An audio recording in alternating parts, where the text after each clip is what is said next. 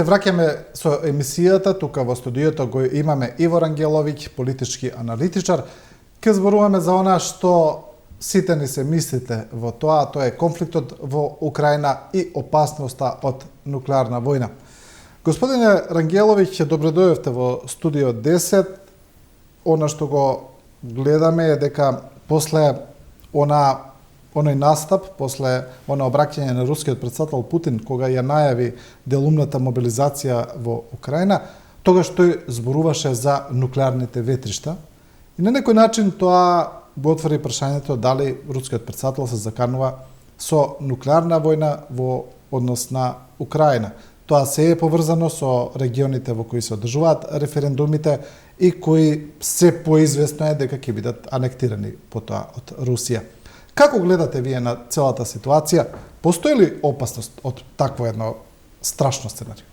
Пред се, добро утро, добар ден, ви благодарам за поканата, секогаш ми е чест да гостувам кај вас. Во однос на прашањето сметам дека се уште потенцијалите за било каква нуклеарна или неконвенционална војна е во сферата на теорија. За мене е се уште незамисливо, иако се разбира ги немаме сите информации што ги има Русија, меѓутоа сметам дека при едно логицирање би можеле да заклучиме дека на Русија најмалци одговара употреба на нуклеарно оружје. Пред се за тоа што ќе ги изложи Владимир Путин своите сили на неизвестен импакт од тие нуклеарни оружја и тоа може да дојде до страшни немири во самата Русија. И уште една голема причина би била евентуалното тотално изолирање на Русија од меѓународната сцена. Овој пат сум убеден дека и Индија и Народна република Кина би скокнале, што се вели, на тој брод. Во најмала рака Русија би била изолирана, ако не би била дури нападната од одредени големи сили со цел да се задржи евентуалното понатамошно проектирање на ваква сила и не само во овој конфликт на Русија кон Украина, меѓутоа тоа може да има еден домино ефект каде што и други сили во други некои си конфликти би размислувале за вакво нешто. Така што сметам дека преголема е и политичката цена која би ја платил Путин и Кремлин, а и генерално општеството ако не го задржи истово. Затоа сметам дека нуклеарните потенцијали засега се само едно дипломатско оружје кое Путин го користи и не сум убеден дека е спремен на такво нешто, дури ако ситуацијата дојде уште потешко од тоа што е сега за Русија во Украина, а тоа е евентуално некакво повлекување или не знам разрешница која не би одговарала на Путин. Така што во тој дел се уште да сме спокојни. Да, анализите во поглед на ова прашање, пред тоа да ги кажеме последните изјави, па и украинскиот председател Володимир Зеленски кажа дека тој мисли дека Путин не блефира. Истото го кажа и европскиот претставник за безбедност и надворешна политика Жозеп Борел, кој кажа дека заканите на Путин треба да се сватат сериозно. Она што се анализите во поглед на можната употреба на такво оружје е дека прво, кога Русија ќе ги анектира овие 4 региони од Украина, дека тие ќе станат составен дел од Руската Федерација. Според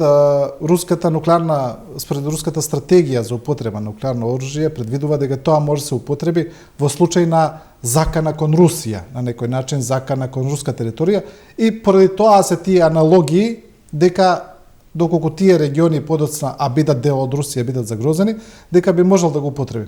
Но второто прашање кое е многу посуштинско е тоа дека доколку Путин ја загуби украинската војна, доколку на крај се повлече од сите тие региони кои сега на некој начин ги контролира, дека тоа ќе биде многу опасно за него лично, бидејќи влегол во една огромна војна авантура, а излегол од неа со пораз, излегол со една ослабена Русија на сите полиња, воено, економски и така натаму, и дека цената која би ја платил би била скапа. И тоа не само во поглед на губење на власт, туку и на некоја одговорност тамо, бидејќи знаеме во Русија тие работи обично завршуваат доста бурно на крај. Да. И затоа тие анализи велат дека тој можеби на некој начин од очај би бил приморан да направи такво нешто само да ја заштити својата позиција. Тоа е токму одговорот зошто Путин повика на парцијална мобилизација. Од друга страна се извинувам, сите аргументи кои ги кажавте вие, кои натежнуваат па на друга страна. Да, тоа е одговорот зошто Путин повика на парцијална мобилизација, меѓу другото, значи најмалиот заеднички содржател помеѓу нуклеарна војна и пораз на Русија во Украина е општа мобилизација. Јас не верувам во таа бројка од 300.000 луѓе, сметам дека ќе биде околу милион. Се шпекулира за такво нешто бидејќи законот за мобилизација се уште не е истакнат во руската јавност, се уште делумно е транспарентен, делумно не. И сметам дека со една таква масовна мобилизација, која тие нарекуваат во Кремлин делумна, нели? Сметам дека Путин ќе дојде до некаква цел, а тоа да не биде користење на нуклеарно оружје. Сега, она што го прави Путин со таа мобилизација, која јас ја гледам како одговор на не потегнување кон нуклеарна војна, е првото, ја би рекол, единственото големо политичко коцкање на Путин во неговото 23 годишно владење. Бидејќи досега, за оние кои го познаваат руското општество, може да се потсетат на тоа дека Русија, односно руските граѓани во изминативе 20 на 30 години се аполитички настроени, односно постои еден општествен договор помеѓу властите во Русија предводени од Путин и граѓанството во Русија, да Путин добие една контрола врз владата, една слобода, еден карт бланш, не само внатре, туку и надвор од границите на Русија, со тоа како раководи, нели? Додека за возврат руското општество добива една стабилност и еден економски прогрес кој мора да признаеме дека во овие 20 на години простичниот русин живее подобро од било кога во историјата на Русија, дали тоа било држава, кралство, што и да е. Така што постоеше еден баланс. Дури војната во Украина пројде тивко, условно кажано тивко во меѓуруското граѓанство, дури и санкциите кои врз Русија се наметнати во невидени размери досега и тие пројдоа со врзани очи од страна на рускиот народ, се до моментот на мобилизација кога вие директно засегнувате врз животот на рускиот граѓани. Тогаш го прекршувате тој договор, општествен договор помеѓу руската политика и општество, затоа и велам дека Путин се коцка. Тој ќе добие мобилизацијата вака или онака, меѓутоа на долгорочен план сметам дека ќе има проблеми со руското општество.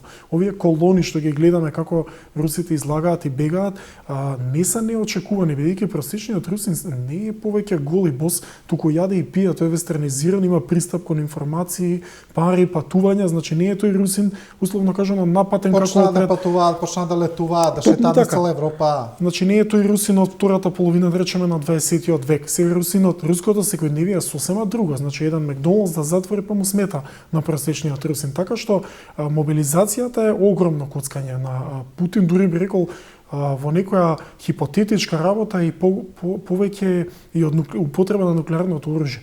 Затоа што ќе има проблем со руското општество внатре. Многу советници во Кремлин беа против било каква мобилизација. Да не забравяме дека Русија е една од најхетерогените држави во светот. Таму имате етникуми, безброј етникуми. Погледнете Дагестан како република во рамки на Руската федерација одбива да регрутира. Таму има најголеми протести, да. Токму така. Значи нема да биде тоа лесно, нема да биде Дагестан, за едноставно. оние кои не знаат, е населен со претежно муслиманско население. Токму Тоа така, е сосед на Чеченија.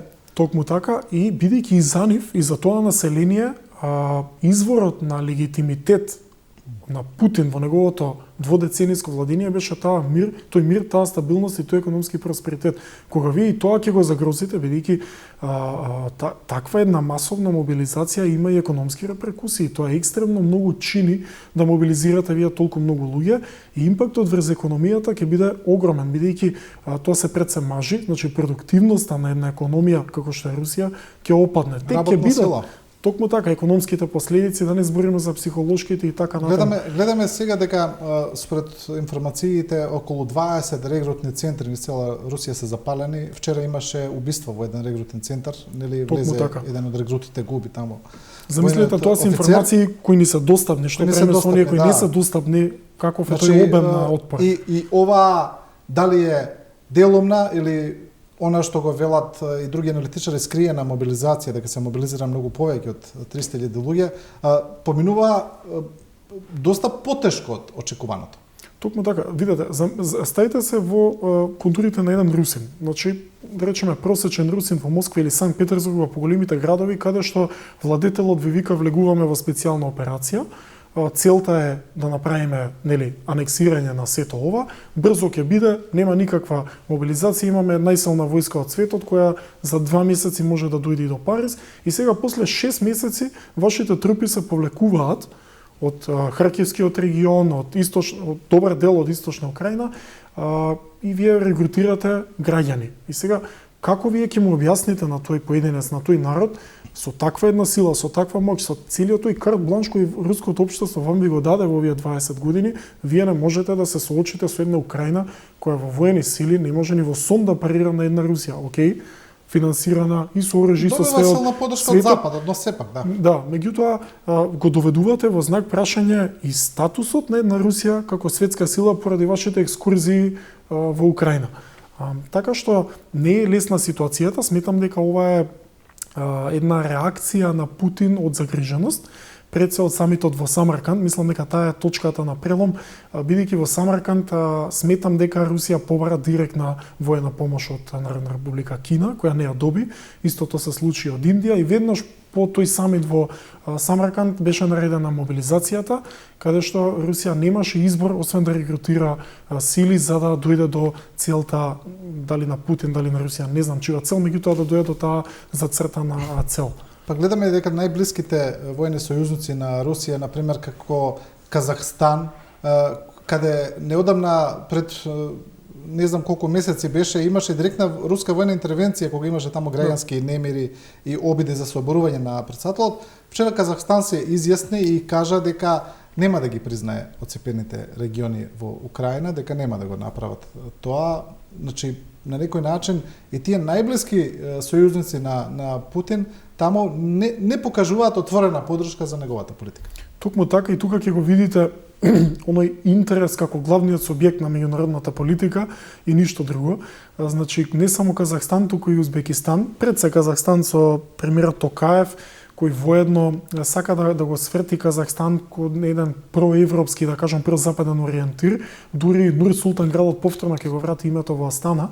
Така што се отвараат овие нации од Централна Азија кои важат за сателити на тој руски свет кон западниот свет и кон Европа, како што ситуацијата се влошува низ руска призма во Украина. Така што тоа и не е нешто неочекувано, меѓутоа неочекувано би рекол е повлекувањето резервираноста на Индија и дури би рекол и на Турција, кои се погласни и погласни се во повикување на мир, во престанување на овие конфликти и апсолутно се експлицитни во изјавувањето дека нема да ги признаат овие територии. Тука дури и Кина е се погласна во тоа, која допред 30-40 дена изјави Си Џинпинг една безусловна поддршка кон Русија и кон Путин. За сега по самитот во Самарканд некако тоа не пројде баш така како што Русија очекуваше, односно Кина е порезервирана, бара што е можно побрз мир, бидејќи се како станува покомплексна ситуацијата во Украина, на Кина тоа не оди во прилог. Кина избегнува да биде предмет на санкции од Западот, избегнува да биде да има црна дамка на кинеската држава која е во фаза на експлоатација, на проектирање на паралелен поредок на американците, така што е многу тешко да ја браните Русија, а на светот да му продавате нова приказна. Тука има многу асиметрични односи, ова што го зборувате, тоа е особено интересно, но сето тоа е поврзано со создавањето на нови држави, нови територии, отцепување, анектирање. Кина е многу чувствителна на тоа прашање поради Тајван, бидејќи ја гледа аналогијата таму. Другото, да. Доколку ги признае тие украински региони, тогаш на некој начин му дава право и на Тајван да се оцепи. Дури на уигурите во јужниот дел на Кина, да. И тоа е некој Индија ги има истите проблеми со Пакистан, со регионот Кашмир. Многу интересен е ставот на соседна Србија, која знаеме дека има специјални односи со Русија, но повторува дека го поддржува територијалниот интегритет на Украина поради Косово. Значи, многу е проблематично за сите тие големи држави признавање на отцепени територии од една суверена држава. Бидејќи сите го гледаат проблемот по тоа и кај себе. Апсолутно, да, интересот е тој нели кој раководи, значи односите помеѓу Кина, Русија, Индија, Русија, па и било која две земји во светот пред се поведени од интерес, а не од тоа дали се сакаат или не. Во однос на Србија практицира една, би рекол, австрийски модел на неутралност, кој е многу хајде во најблаг збор би кажал дека е опасен, бидејќи Србија не е земја која има поддршка, односно некој кој би ја гарантирал нејзината неутралност. Со влегувањето на Македонија во НАТО, колку и да е тоа формално, Србија е де јуре колена од сите страни со НАТО членки. Значи, вие доколку сте некој стратег во Србија, ќе треба да го земете тоа предвид, бидејќи доколку немате поддршка од формална, говорам, поддршка преку некакви договори за вашата неутралност и безбедност, вие си играте со оган, не дека Македонија или не знам Црна Гора ќе посегне и ќе нападне Србија, меѓутоа кој е вашиот стратешки ориентир, бидејќи вие од една страна сакате да влезете во Европската унија, од друга страна мафтате руски знамења.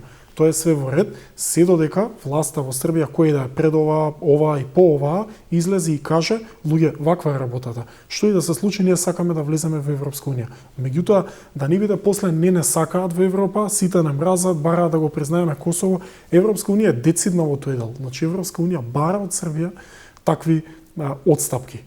Меѓу еден проблем е Косово, друг проблем односот на Србија со Русија, и тоа сметам дека Србија треба да го расчисти на ниво политичка елита општество пред било што да практицира, бидејќи вака лутање на сите страни сметам дека е многу опасно. Во моментов можеби Вучич тоа совесно и умешно го раководи, меѓутоа и по него има ден. Значи, како државник би требало да сте стратег, по вас има ден каде што може ќе дојде нека друга влада која има други замисли и ќе се најде во тешка ситуација. Ставате целата држава во една стратешки тешка ситуација. Последните изјави на портпаролот на Европската комисија Петар Стано и на американскиот амбасадор во Белград Кристофер Хил се на таа линија. Досегашните нивни ставови во поглед на српската политика кон Русија и кон санкциите ги потсетуваат цело време дека не се во согласно со европската политика и така натаму, но после потпишувањето на тој договор за консултации меѓу Србија и Русија во Обединетите нации на министрите за надворешни работи, вчерашните изјави на Европската унија и САД се за степен, јас би кажал, подиректни. Па ако Петар Стано кажа дека Европската унија изразува загриженост поради тој договор и го доведува во прашање европскиот ориентир на Србија, американскиот амбасадор е многу подиректен, тој вели Србија треба да објасни зошто го потпишала тој договор сега со Русија која е агресор во Украина и така натаму. Тој е нивниот став. Значи имаме на некој начин едно заострување на односите сега. Да, па самото поставување на Кристофер Хил од страна на Стейт Департмент од страна на Америка е своевиден притисок. Кристофер Хил е еден исклучително, би рекол, во еден политички жаргон агресивен политичар, дипломат. И неговото поставување не е случајно во Белград да се изврши притисок за предстојните проблеми кои ќе треба и таму да се решаваат. Сега, знаете како, во политиката секој има своја вистина, така што Србите, да, практицираат една неутралност, како што кажав, меѓутоа, па Европска унија си има некој свој став, каде што вели вие црпите од нашиот бунар, значи пиете вода од европските фондови, сака да станете членка, да нема граници, вашата економија да се развива врз база на тоа. Од друга страна, зимате газ по повластени цени од Русија, де факто ја браните руската инвазија, без разлика што, нели, де јуре политиката во Србија, односно власта вели дека нема да признае нели ни референдумско отцепување, ни и ќе осуди инвазијата и така натаму, меѓутоа мора да се одлучите, бидејќи сите околу вас се одлучни околу тоа. Да не биде после како што велам, не ве сакаме, ете против вас сме, вака ви направивме, така ви направивме. Тоа истото важи и за Македонија во добар дел, бидејќи транспарентно е што светот, односно Западот, бара од вас. Кредибилно е вие да го одбиете. Меѓутоа не да играте и ваму и таму. Може да играте доколку сте некоја сила фактор, која сметам дека Србија во моментов, а и генерално не е. Друга една Русија, друга една Индија, друга една Кина, друга една Британија да биде неутрална, па и Турција, да. Меѓутоа, кога не сте фактор, е преголем е влогот и преголем е ризикот во кој го ставате тоа општество во однос на светската политика. Србија има многу специфична положба, бидејќи е речиси 100% независна од рускиот газ и па и неодамна и албанскиот претседател Еди Рама повика, премиер се извинувам, Еди Рама повика на тоа да не се притиска премногу Србија баш поради тој факт, значи има една специфична положба во поглед на таа енергетска зависност и енергетска политика. Тоа е, ми се чини сега енергетиката излезе дека е посилно оружје на Русија од војната сила, што сите на некој начин ги изненади. Всушност тие најголем притисок прават врз Европа со цените на гасот, со цените на нафтата. Гледаме дека во Европа веќе сега има немири, демонстрации во одредени држави поради инфлацијата, поради скапите цени, а зимата што туку доаѓа и сега ги ја очекува најголем предизвик. Од друга страна, Европа вели дека тие сакаат енергетска диверсификација, дека работат на тоа, но дека се потребни години. Мислите ли дека војната во прво, како ќе помине Европа зимава, ќе успее ли да ја преброди на некој начин и мислите ли дека војната во Украина ќе ја смени таа енергетска слика во нивната? Прва работа е тоа што енергетиката уште пред самата војна требаше да биде, односно беше очекувано дека Русија може да го користи како оружје, бидејќи Европа највеќе увезува газ од Русија. Меѓутоа, оно што е многу важно е дека реориентацијата на не на Европска унија, на цела Европа од рускиот газ е политичка одлука. Сега тоа дали изводливо или не е знак прашање, меѓутоа оптимистичкиот план е тоа да се реализира некаде до 2030 година. Знаејќи го тоа, сметам дека ова е втората причина зашто Путин повика на мобилизација, очекува тешка зима, односно не со временски услови, туку тешка зима во однос на тоа дека Европа нема да има газ, ќе кубури со газ и дека тоа ќе ги зголеми шансите некаде на пролет или на лето Путин да седне со поповолна позиција на таа маса да се дојде до своевиден мир. И тоа е кредибилно би рекол и легитимно во политиката да го користите. Она што во меѓувреме Европа пробува да се снајде со газ, да речеме, нели, гледам преговора со Катар, со Израел, има одредени алтернативни ресурси, да речеме од Норвешка, па се зборува за консолидирање на Азербејџан и Туркменистан да се поведе газ од таму. Меѓутоа све тоа оптимистички, на краткорочен период не можете да се носите со тоа. Терминалите со течен газ од Америка. Да, сметам дека ќе се воспостави некоја алтернатива на гасот како газ кога веќе не може да го увезувате, се повеќе се преместуваат на струја, да речеме, тие гасни бойлери по Европа веќе се ставаат топлински пумпи по домакинствата и така натаму, значи Европа пробува, се обидува да се снајде. Меѓутоа и покрај тоа што Европа ќе има потешкоти и доколку успее за 20, 30 и 100 години од сега да најде алтернативно решение за гасот од Русија, тоа ќе биде огромен пораз за руската економија и најголем во оваа војна која можеби сега не се гледа, меѓутоа во перспектива еден век во историјата не значи ништо. Така што тоа ќе биде голем пораз. Зошто? Тоа реориентирање на рускиот извоз на гасот кон Источна Азија, кон Индија, кон Кина, на долги патеки е неисплатливо. Тоа го знае многу добро руската економија, петце поради транспортот. Потребни ви се 30 на дена гасот да стигне од Русија било каде во Источна Азија, додека за Европа се потребни 2, 3, 5 дена.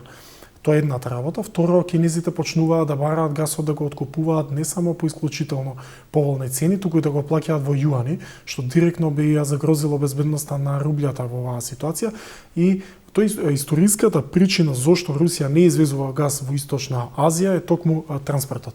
Значи таа неекономска исплатливост. Така што сега тоа е некој байпас која крпи ситуацијата. Но постечкиот гасовод е со многу мал капацитет. Токму така, додека оној за течен газ кон Европа со таа цврста инфраструктура, таа не може да ја менувате. Значи течниот газ пушта помалку, така што се изгледа дека е природно Русија и Европа да соработуваат. Значи сите патишта водат кон тоа да се седне на маса без разлика каков ќе биде исходот во Украина, дури и да не биде поволен за Европа и да биде, повторно вие мора да соработувате со Русија и обратно. Русија со Европа бидејќи зависите едни од други, не само на економски план, јас дури би рекол и на културолошки. Русија 99,9% како земја и како народ културолошки припаѓа на европскиот континент, а не на азискиот. Мислам дека тоа не е на сите јасно. Главното население во Русија е сконцентрирано во тој европски, условно речено, така. И целиот нивни развој, нивната литература, образование, практицирање на таа култура секојдневие, барем во моите очи изгледа дека е повеќе европско би рекол отколку да гравитира кон Азија. Енергетиката се испостави како огромен проблем, се согласувам и сметам дека тоа е уште едно оружје кое го користи Русија не само од тоа дали ќе се згрее Европа зимава, туку и да се створи еден немир на самиот европски континент да се обесхрабри народите и нациите во Европа да продолжат со вооружување на Украина, бидејќи веќе имате отпор во многу земји, дури во една Полска која е исцрпена веќе со својот арсенал, каде што веќе имате не се такви немири еклатантни, меѓутоа прераснуваат во нешто такво, таа земја повеќе кубри со оружје, проблем, од друга страна војнава не се завршува, да има некаков напредок на Украина, меѓутоа сега со оваа мобилизација на Путин све се враќаме условно кажано на нула, нели? Така што таа една агенда на руската надворешна политика да се едно расстройство да се направи во Европа зима фактички европските земји да направат поголем притисок врз Украина да прекинат да ја снабдуваат со оружје. Токму така што на крајот би можело, колку и да беше за многумина од јавноста смешно на интервју на Кисинџер каде што вели непотребна беше војната, требаше однапред да им се отстапи анексирањето на Русија во овие делови што и се потребни во Украина, наместо да дојде до сето ова кога крајот на денот пак ќе биде тоа. Да видиме дали ќе биде во право или не, меѓутоа со оваа мобилизација можеби таа теза станува помалку кредибилна.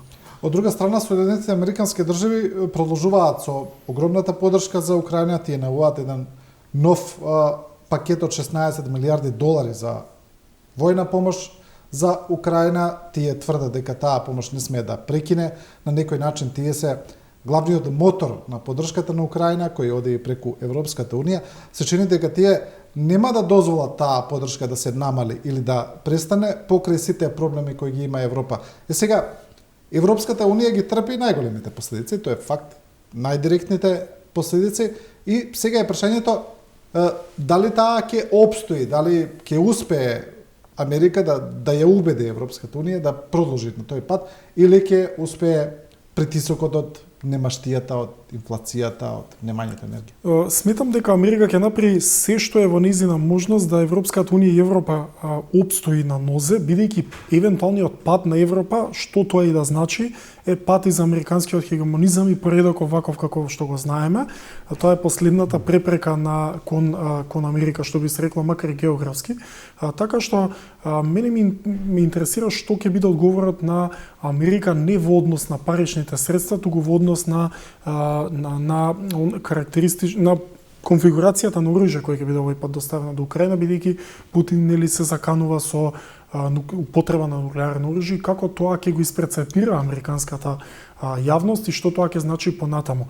Дали ќе има некаква мобилизација на НАТО, дали ќе има некаква мобилизација на странски трупи, бидејќи доколку Русија мобилизира 300, 400, 500 до милион резервисти, тоа е еден огромен број на сила која ќе влезе во Украина, каде што парите нема да бидат доволни доколку немате трупи или посериозно оружје кој ќе се справи со тоа, што наговестува по еден посериозен конфликт. За сега американската влада е мирна во тој поглед, освен тие изјави околу паричните средства кои ќе бидат инјектирани во Украина, но тоа сметам дека од начинот на кој Америка ќе се постави ова ќе биде решен исходот на самата војна.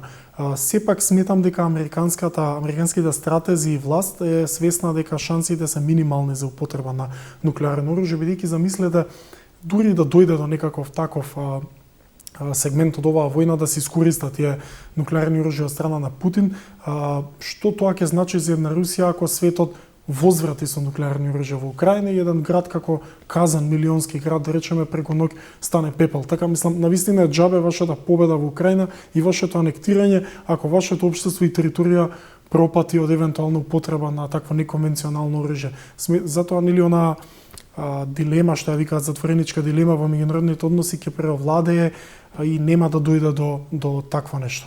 Да, тоа е веќе прашање и за тоа исто се дебатира и дискутира доколку и дојде до употреба на нуклеарно оружје, каков би бил одговорот на Западот, дали би бил со директно возвраќање со нуклеарно оружје, дали би бил на друг начин. Америка засега она што го кажува е дека последиците по Русија ќе бидат катастрофални доколку употреби, не кажуваат што значи тоа. Добро, без разлика. Од друга страна, анализите се дека го спомнавте и вие на почетокот, дека Индија и Кина се исто така против употреба на тоа оружје, бидејќи тоа потоа создава еден опасен преседан. Да не забораваме дека и двете земји се соседи на Русија, па дека и во минатото имале и погранични војни исто така со, да речеме, низок интензитет, но постојат. Индија и Кина па цело време имаат една погранична војна која во континуитет трае и сите тие се нуклеарни сили и прилично е непријатно доколку една од нив направи преседан и после Втората светска војна за прв пат го употреби тоа оружје, те исто така се плашат. Од друга страна се почесто се зборува за еден потврд, поформален воен сојуз помеѓу Русија и Кина, но прашање е дали до него ќе дојде, бидејќи таму има едни навистина различни асиметрични интереси и односи. Што мислите вие за тоа? Ќе дојде ли до таков еден формален сојуз, на некој начин пандан на НАТО? Сметам дека нема да дојде до такво нешто, пред се не помеѓу овие три сили. Нишката која ги држи Народна република Кина, Индија и Русија во едно множество, да кажем, или во еден некаков си сојуз, е желбата за еден мултиполарен свет, или ете да бидам појасен кон гледачите, да се формира еден поредок во кој секој од нив ќе има поголемо јас, односно секој од нив ќе може да раководи и да ги наметне своите вредности на светот, а да тоа не биде само Америка, односно Западот, и тоа е фер. Она што сметам дека е клучно е дека доколку дојде до употреба на тоа нуклеарно оружје, тој потенцијален сојуз, дури и таа нишка што ги држи овие три земји ќе пропадне, бидејќи вие не може да му наметнете на светот алтернативен модел на американскиот хегемонизам, а да користите нуклеарни оружје. Значи светот е веќе јасен во тоа што сака и што не. Само погледнете го гласањето на во Обединетите нации за резолуцијата со која се осудува Русија. 90% од земјите од јужната хемисфера абстинираа да гласаат. Значи тој антиколонијален сентимент, тој како да кажам, тој отпор кон било каква војна, окупација и сето тоа ги натера тие нации веќе и да не бираат страна, доста име од се.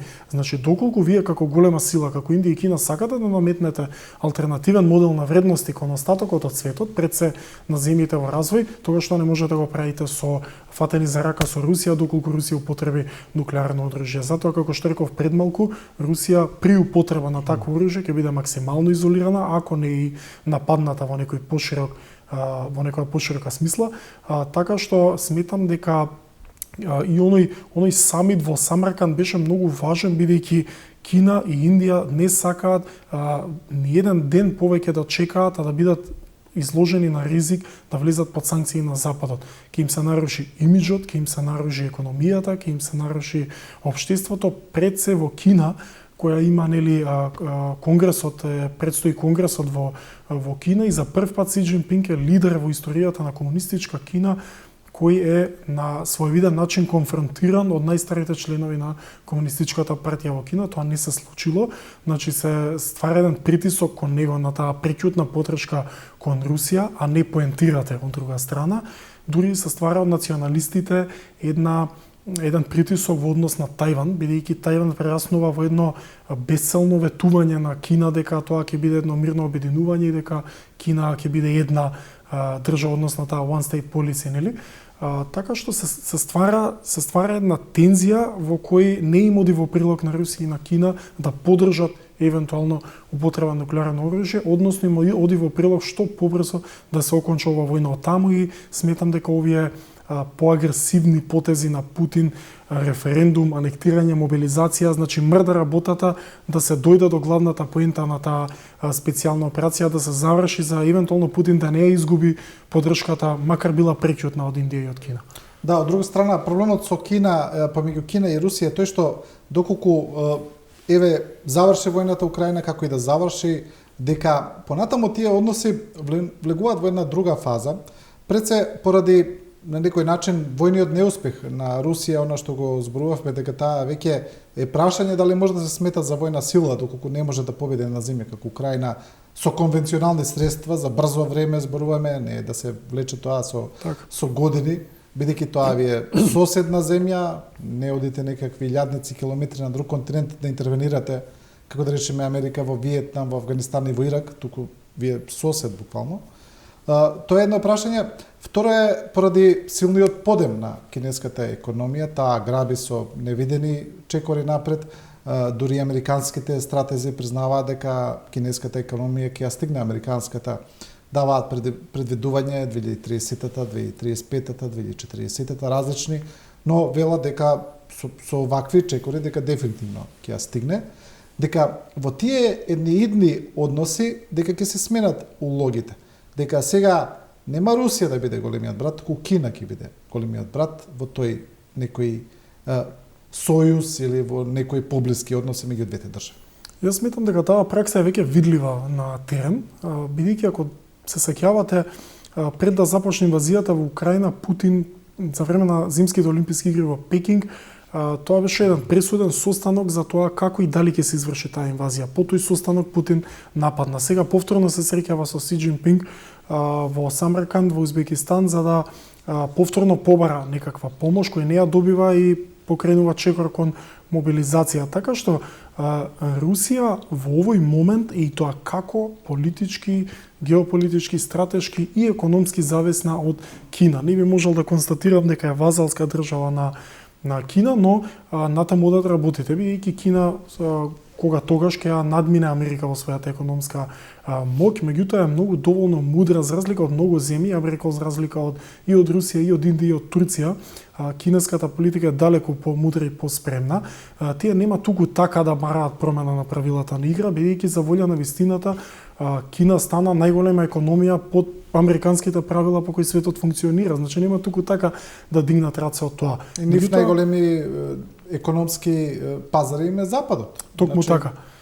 Така што дури кинеското влијание навлегува и во овие централноазијски нации каде што до вчера беа тие руски свет. Сметам дека тука и кинеската рака ја одигра својата улога и сметам дека Кина има и тоа како цврста релација со Европа, но и со Западот во една културолошка димензија. Без разлика што Кина е еден сосема друг модел, Кина е многу внимателна во тој дел.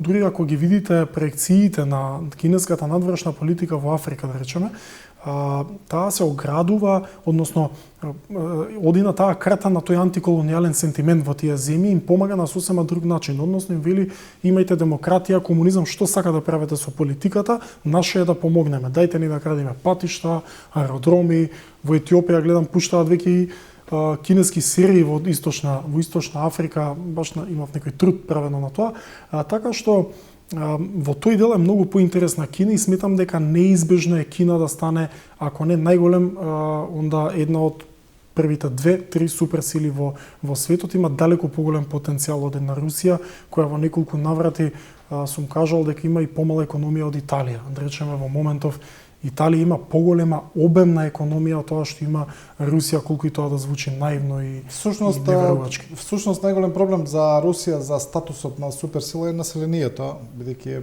премало за таков статус.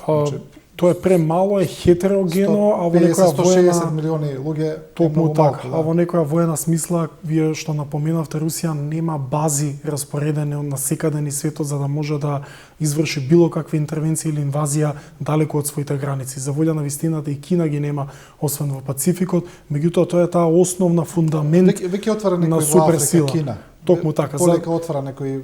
Токму така, затоа и се формираше КВАД да се спречи евентуално бази према Пацификот кон Австралија и така натаму. Тоа се некои теми кои бараат поширок елаборат, меѓутоа таа е основен фундамент на тоа што значи една суперсила во воена смисла. Добро, пред крајот само уште едно прашање кое е поврзано, неминовно е тоа прашање поврзано е за регионот. За нас, мислите ли дека има опасност украинската војна на некој начин да се прелее? Невралгични точки се Босна и Херцеговина и Косово, очигледно во регионот, таму стално нешто се случува, стално нешто врие, стално на некаква граница на судир. Наивно е да се верува дека тоа не е под влијание на некои големи сили на украинската војна. Мислите ли дека може да се прелее во еден подиректен конфликт? Сметам дека овој регион во моментов е умешно диригиран од Европската Унија, во смисла добро не дозираат. Ако ме прашавте до пред 2-3 месеци дали постои, можеби ќе кажав дека постојат некакви шанси, но како не дозира Европската Унија, сега нели се симна ветото, се даде некој оптимизам кон целиот тој проблем, дури во регионот полека се решаваат некои контури на одредени проблеми, така што сметам дека не постои директна закана кон такво нешто, односно таков не е моментумот, немаме сила да кажеме за такво нешто и сметам дека тоа нема да се прелее. Опасноста доаѓа во економска смисла, значи економиите и тоа како трпат и ќе трпат во однос на проблемот и на инвазијата во Украина, но во овој безбедносниот елемент сметам дека нема простор за такво нешто, особено кога веќе влезени се добар дел земјите од овој регион во НАТО, одредени затвараат поглавја со Европската унија, така што нема таков сенс, нема таков моментум да дојде до такво нешто. Добро, ајде да ја завршиме, ја почнавме емисијава драматично, ќе почне нуклеарна војна, еве да ја завршиме со смирен тон. Господин Рангеловиќ, ви благодарам за ова гостување. Благодарам и на вас. Почитувани, следевте Студио 10 на Телевизија 24. Останете со нашата програма набргу, ќе ги видите и најновите вести.